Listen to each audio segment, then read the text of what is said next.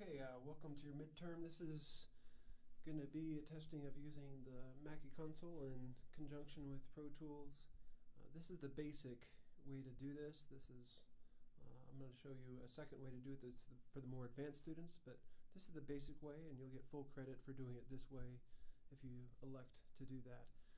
Alright, so your first task is to get sound from the booth. Say there's a microphone out there. Your task is to get that sound through the console to the computer. The answer is, let's take it step by step. If the microphone is in channel 1 out there, here's the meter bridge for channel 1, so we don't see any sound yet. Once we see sound, then the first task as far as the Mackie is concerned is complete. So I'm going to look down here.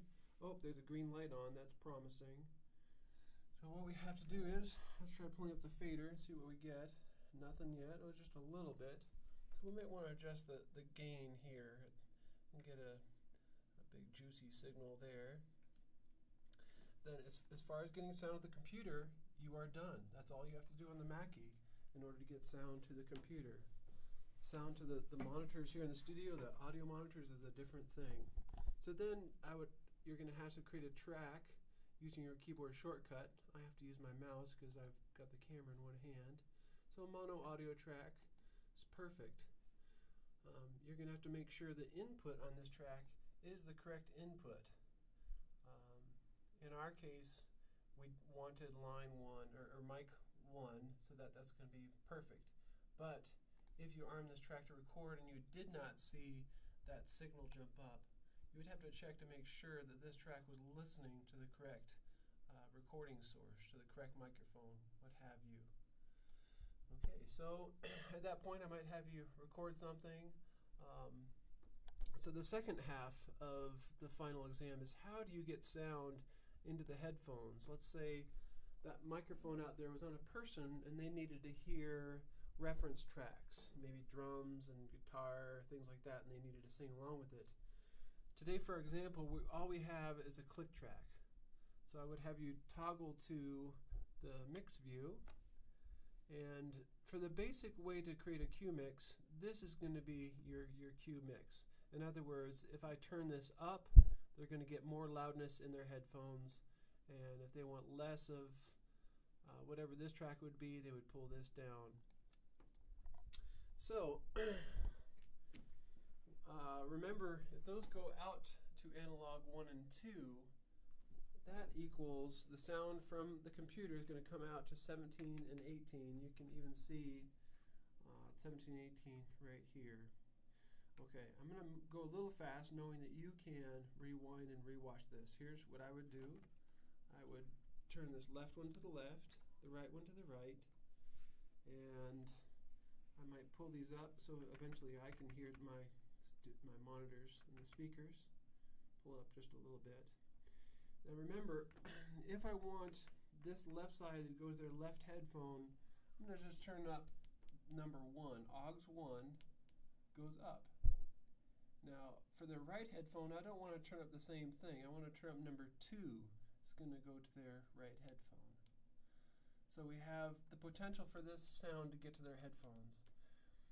Each of these auxiliaries has a master fader, so we need to go over here and look and see, make sure these are up maybe 50%, something like that. During your exam, you're going to have a pair of headphones in here that will be playing what the person would be hearing out there. So you can hear in real time what's going on, and we can monitor your progress. All right, so if those are up, then we should be good. Now, remember, there's a potential problem here. You have sound coming in from there into channel 1, and if I were to turn that microphone up in the left and right headphones, you might have this sound duplicated because in the headphones and get this weird phasey effect, a weird robot type effect. So this sound, because this sound is now going to the headphones, right from the microphone to the headphones, but the sound is also going out to the computer into this track. From that track it's going out to 17 and 18 with a slight delay from the computer doing its math and stuff. Then we turn this sound up. So we have the microphone, two instances of the microphone, one direct and one from the computer going back. So there's one of two solutions that you can implement here. You can either not turn on channel 1 and only monitor the microphone through the computer, or the other way around. So if you wanted to monitor the microphone directly, you would turn these up, and then the microphone going through the computer, you would just mute. So this blue track is I would mute it. You can still record it even though it's muted. That'll be fine. Just FYI, this is the way I would do it. I would record it right off of the board, or monitor the headphones right off the board. Okay, so that's essentially it. And like I said, if we had a bunch of different tracks, I'm going to make a bunch of different tracks. Let's say these were all kinds of different sounds, and you wanted to create a custom mix for the headphones. Since all of these go out analog 1 and 2, and that already has, that goes to 17, 18, and then in turn it goes to the headphones.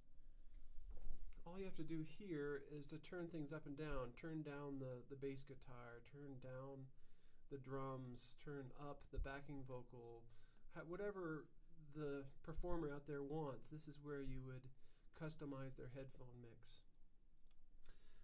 One last thing, I should have said this earlier, but remember that your headphone mix should be pre-fader. So make sure that these buttons right here are pushed in. And that's so that if you want to hear something different here in the studio, there's more opportunity for you to pull down these faders without messing up their headphone level. So as long as it says pre-fader, if these buttons are pushed down, then that's going to be independent, and moving your volume here is not going to goof them up. All right, as far as hearing the sound, let me just start the computer playing. I have a click track you should be hearing. There it is. I thought I saw it for a second. Return spacebar. Looks like the computer's being a little odd.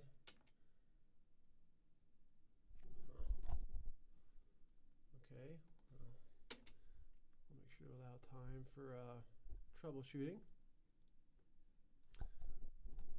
Oh, okay. Where am I heading here? I am heading toward, getting sound into the speakers here.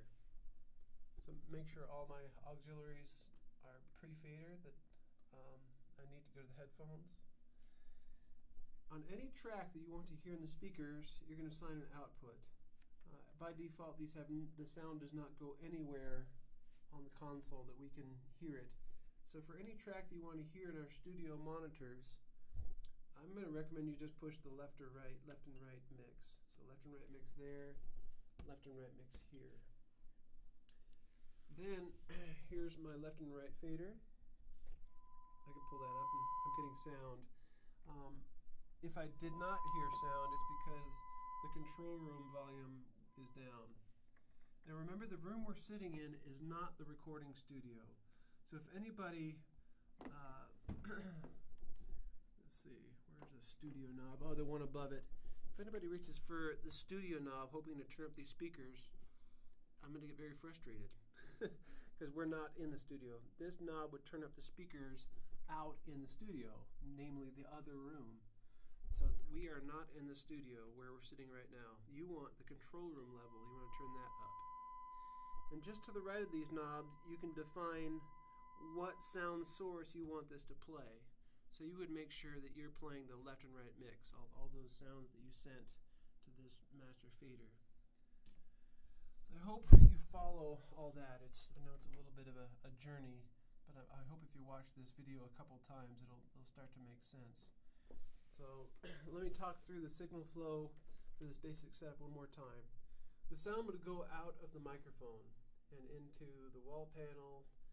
The wall panel with microphone cables would go up and across the wall into here. It connects to the console. The sound from the microphone arrives at channel 1. If we don't see the sound, we can turn up the gain and then the fader. The sound from here, if we see it on the meter, it automatically goes from channel 1 to computer input number 1.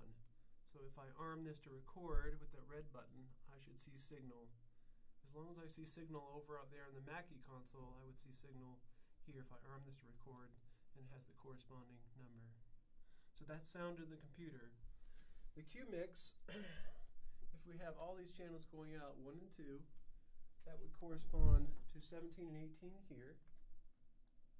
And all you have to do is turn up auxiliary 1 on 17 for our left ear, then number 2 on the next channel over. Make sure the masters are turned up. Choose whether you want to monitor the microphone off the direct access or through the computer method. Choose one or the other, but don't have both. It'll get weird and you'll get a couple points off for not knowing that. Alright, well that's the basic method. I'm going to try to do a quick version for the advanced students so they can be prepared to do the method that's more consistent with professional studios. Thanks guys, I hope this is helpful, and good luck on your midterm, or your, excuse me, on your final exam.